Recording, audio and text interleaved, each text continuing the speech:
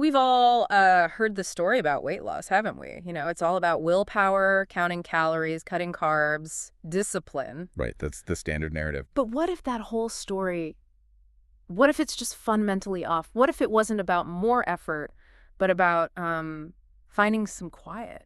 That's exactly where we're going today. This deep dive is focused on semaglutide.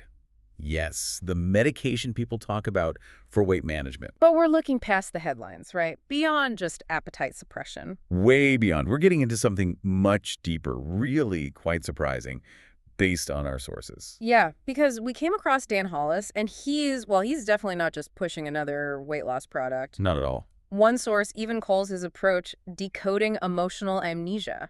It's this idea that we forget why food became so central emotionally, like a coping tool or maybe just noise. Exactly. It's not presented as a quick fix. It feels much more foundational. So our mission here is to really unpack the psychological side, the behavioral shifts Hollis talks about. What happens when, as he puts it so powerfully, food stops talking? Right. What does that silence actually mean? And maybe more importantly, what does it ask of you, the person in that quiet? Let's dig into that first point, then. Yeah. Most people see excess weight as, a simple equation. Food in, energy out. Calories, carbs, maybe lack of discipline. But Hollis just throws that out. He says it's about something else, something you won't find on the cereal box label. It's a completely different framework. So what's at the core of his idea? Well, his central claim is really striking. He says, semaglutide gives you silence, and silence gives you truth. Silence gives you truth. Okay, what does he mean by silence? He explains it as the moment food stops talking. Just imagine that. For so many people, food is this constant background noise, maybe a comfort, maybe a loud distraction. And when that just stops. Yeah. He suggests it could be the first honest moment someone's had with themselves around food in maybe 20 years. That's when other things, maybe ignored needs or feelings, start to surface. Wow. Okay, that leads to a massive reframe then. It's not lose weight fast or crush cravings. No, the headline Hollis proposes is more like, what if you weren't broken, just confused? That changes everything. It shifts it away from, personal failure, feeling like you are the problem. Exactly. Towards maybe just not understanding the deeper game being played. But that raises a huge question, doesn't it? If you suddenly find yourself in this quiet, what do you do? That's the crux of it. Hollis points out that people often don't fail because the medication isn't working. They falter because, well, no one taught them what to do with the quiet. And what's interesting is how he describes that quiet. It's not necessarily peaceful, is it? Not always. He says it scares the hell out of most folks. Scares them? Why? It can feel like they've lost their favorite lie. That old, familiar coping mechanism is suddenly gone. Ah, okay, so the instinct is, what?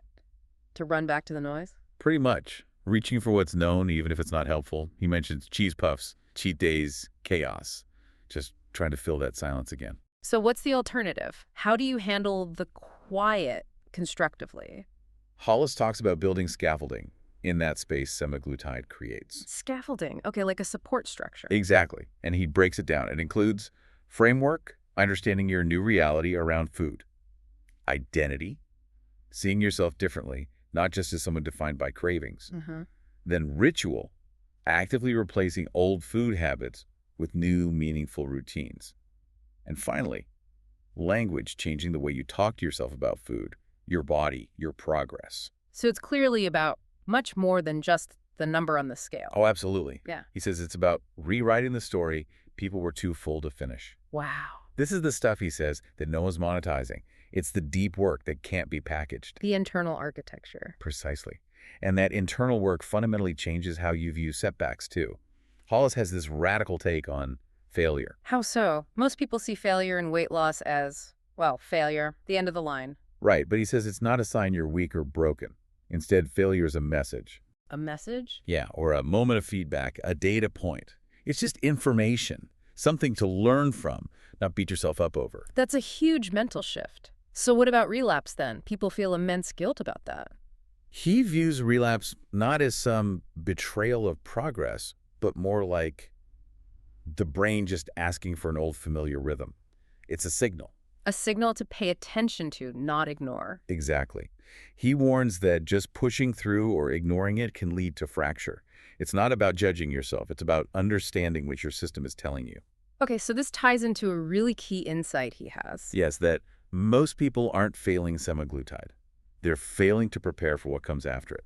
Meaning the drug can create the quiet, but you have to build something in that quiet. Precisely. So when progress stalls or you hit a rough patch, it's not necessarily a personal failing. It's likely a sign that your support system needs reinforcing.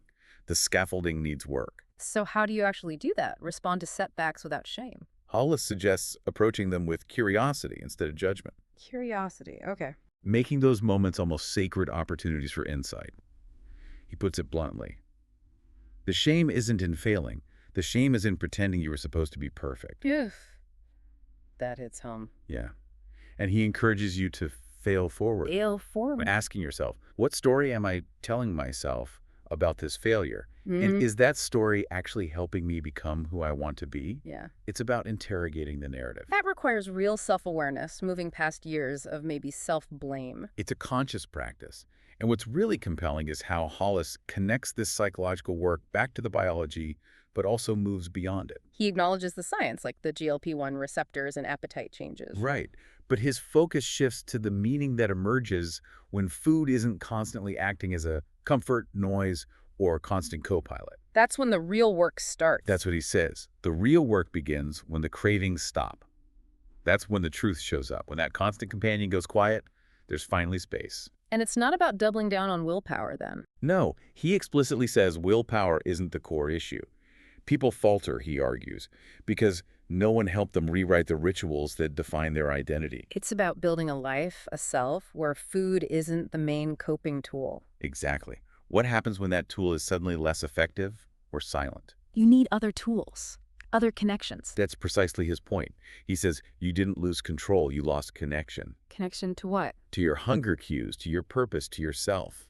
That's the connection that needs rebuilding in the quiet space. So semaglutide isn't the solution itself, but maybe the opportunity. He frames it as a pause, a breather, a reset, a critical window to design a whole new system for yourself. Which speaks to lasting change, not just quick results. Definitely. He emphasizes that fast results don't mean lasting ones.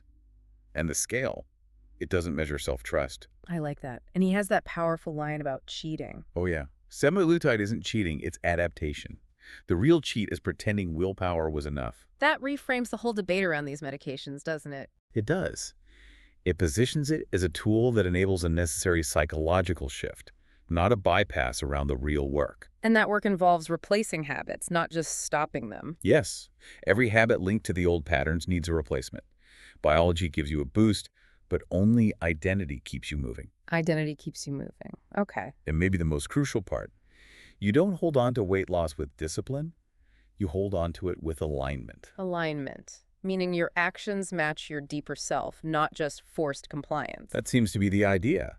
True, sustainable change comes from that internal coherence, not just gritting your teeth. So the whole process he describes sounds slow, intentional. He calls it quiet, intentional, the slow layering of new choices, new thoughts, and new systems, all built during the sacred window of quiet. So what's the ultimate destination here for you, the listener, going through this? The ultimate insight Hollis offers is profound.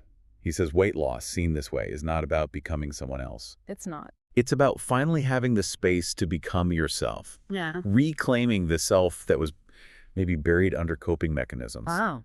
Okay. And it all circles back to his core statement, distilled right down. It was never about the food. It was about everything else around the food, the emotions, the stories, the lost connections. Yeah. So wrapping this up, Dan Hollis really offers a fundamentally different way to think about weight loss. Absolutely. It moves so far beyond just the physical drug, semaglutide, into this deep psychological territory. Identity work, really.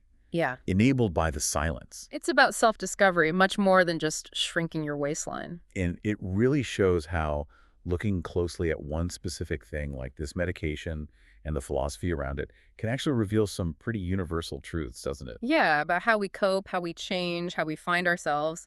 It applies way beyond weight loss. Definitely. Resilience, transformation, Hmm. it's all in there. So maybe a final thought for you listening right now.